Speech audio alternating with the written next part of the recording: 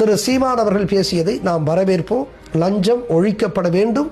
லஞ்சம் ஒழித்தால்தான் மிகச்சிறந்த எதிர்காலம் நம்முடைய இளைஞர்களுக்கு இருக்கிறது என்பதை யாரும் மறந்துடக்கூடாது.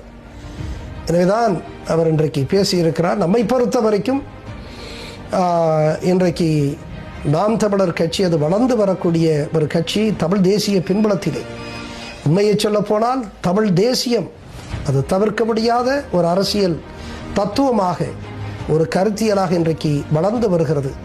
அதற்கு ஊற்றுக்கண்ணாக இருந்த அந்த நிகழ்வு 2009 எம்முடைய இனத்திற்கு நடந்த அந்த கோர அந்த பேரவலம் இருக்கிறதல்லவா, பேரழிவு, மிகப்பெரிய ஒரு சதிக்கு உட்பட்டு உலக நாடுகளினுடைய பன்னாடுகளினுடைய உதவியோடு அந்த ஈழ விடுதலை போராட்டம் நசுக்கப்பட்டதை, கோரமாக நசுக்கப்பட்டதை நாங்கள் ஒரு காலம் மறந்துவிட முடியாது.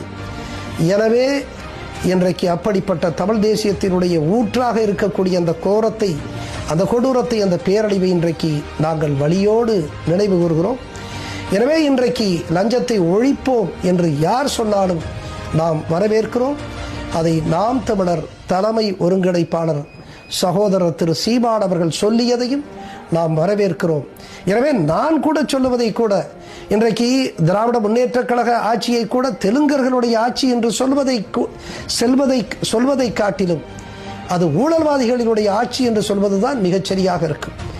எனவே தமிழ் தேசியம் என்பதே கூட இன்க்ளூசிவ் என்று சொல்லக்கூடிய இந்த தமிழ்நாட்டில் இந்த மண்ணோடு மண்ணாக மாறி போய்விட்ட தெலுங்கர்கள், கன்னடர்கள் இவர்களையெல்லாம் உள்ளடக்கிய ஒரு தமிழ் தேசியமாக எழுந்தால் நன்றாக இருக்கும் என்று எமை போன்றவர்கள் நினைப்போம்.